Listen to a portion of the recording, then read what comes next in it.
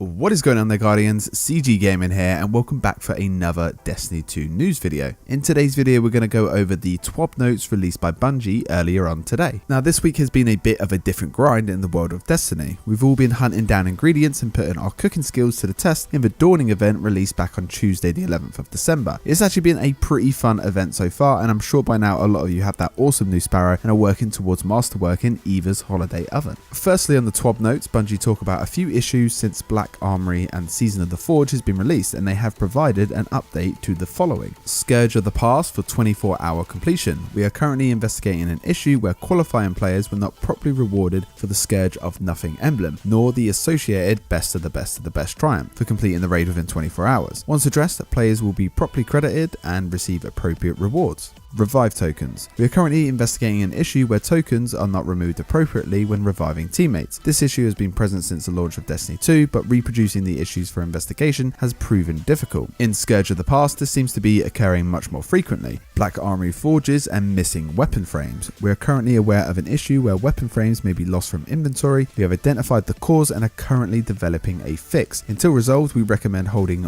only one weapon frame from a specific forge in an inventory at any given time.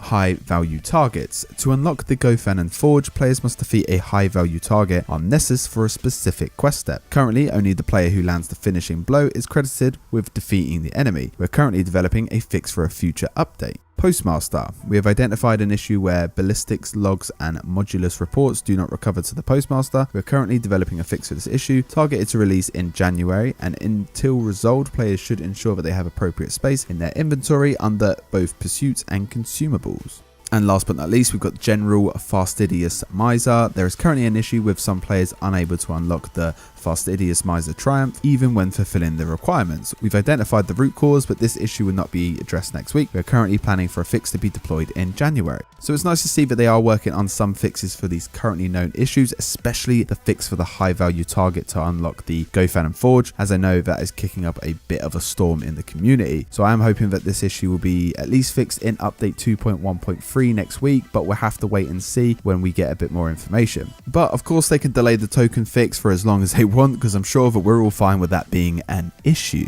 Now, next week, we've got a pretty solid patch coming up. It's going to be called Update 2.1.3. It's going to be an awesome update for people who haven't had much time to play Destiny recently and are currently under 600 light level. Players under 600 power will begin to receive higher powered rewards when completing directed challenges. This change is being made to build upon the changes in Update 2.1.2, where we increase power rewards from prime engrams. They're also fixing an issue where players did not receive the Heartbringer Echo Sparrow when destroying all Ahamkara's eggs in the Dreaming City. Fixing an issue where players who joined an in-progress forge activity would not receive rewards. Fixing an issue where weapon frames would be removed from inventory when completing a different forge. And they're also planning to fix an issue with 1,000 voices on PC. Right now there's an issue where the weapon is doing more damage than intended at higher frame rates on PC. And after 2.1.3, functionality will match between all platforms. And amazingly, they are fixing an issue where Season 5 shaders dismantle slowly. If you've ever seen one of my previous videos, you would know that I hate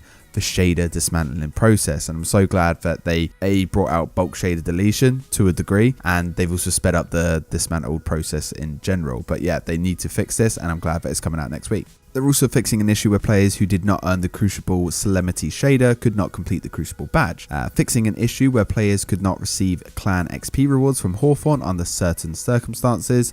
And they seem to be teasing us with a bit of a bundle coming up. Veterans of the Hunt bundle. Once update 2.1.3 has been deployed, players should expect to receive this package later in the day. We don't really know too much about this so far, so once I know a bit more, I will let you guys know. One thing I've really been enjoying this week though is the fact that Mayhem is back. Not just 1 week, oh no, but 2 weeks in a row. Oh yes, Mayhem is ending on Christmas Day, giving us a full 2 weeks of it. That's great and all, but seriously Bungie, Mayhem needs to be back as a full-time playlist, just like back on Destiny 1. It's such a fun PvP mode, why put it as a limited time game mode? Bring back Mayhem and let the madness continue. Once Mayhem ends on the 25th of December, we've got another PvP focus coming in. The last Iron Banner of the year and the first for Season of the Forge will be returning to the game. So make sure that you take advantage of the update next week so that you can get that power level up and you're not at a disadvantage when Iron Banner drops. With Season 5 Iron Banner, we'll have new armor to earn and we'll have 2 Year 1 weapons returning to the fold with random rolls. Bounties will function as they did at the end of Season 4, granting powerful rewards and unlocking rewards for direct purchase from Lord Saladin.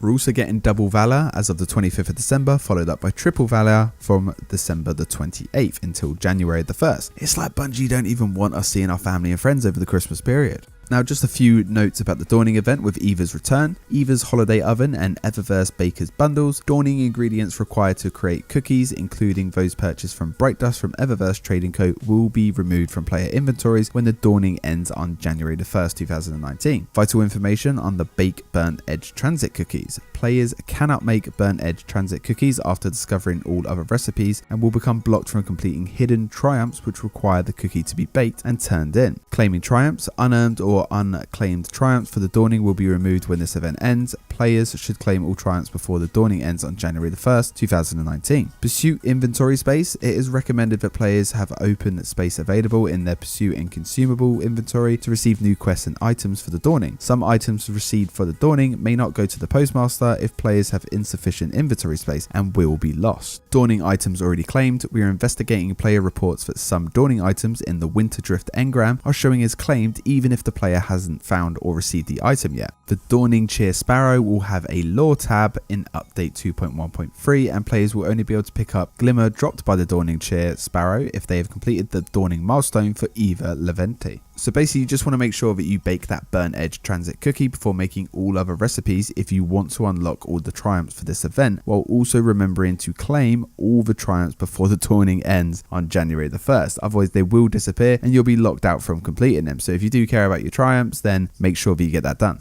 Last but not least, they have listed a couple of issues with Forsaken and the Season of the Forge, Legend Rank and Enhancement Cores. We are currently investigating an issue where enhancement cores are no longer being awarded to players for achieving legend rank in the Crucible. 1000 Voices. The explosion from 1000 Voices doesn't do full damage against the Scourge of the Past raid boss Insurrection Prime because its weak points become blocked after firing. Dunking relics on high frame rate PCs. Players on high frame rate PCs will be launched into the air if they jump while dunking carry objects, sometimes creating them into a roof. Raid destination map. Players will not be able to see other players on their destination map in the Scourge of the Past. Hopefully a lot of these fixes are quick and easy enough to be added to patch 2.1.3 that goes live next week on Tuesday, December the 18th. There's not really that much to report for this week's TWAB, just some general quality of life fixes and potentially fixed a few of the already known issues going on in Destiny. I'm looking forward to getting higher rewards from powerful engrams so I can get my alt characters up to 600 plus faster, and I'm excited for Iron Banner and getting my hands on those random Year 1 weapons. Plus the armor for Season of the Forge is actually looking pretty damn sweet. Double and triple Valor during the Christmas period is a bit of a pain, but I understand it's only there because of Christmas, but maybe I should just palm off the whole family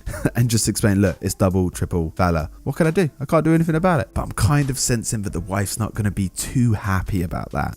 Anyway, that's it from me today. If you enjoyed the video, then hitting that like button is always a handy way to let me know that you enjoyed it. And if you do want to see more from me, then smash that subscribe and notification button to keep up to date with all my latest videos. As always, guys, have an awesome day and I'll see you all in the next video.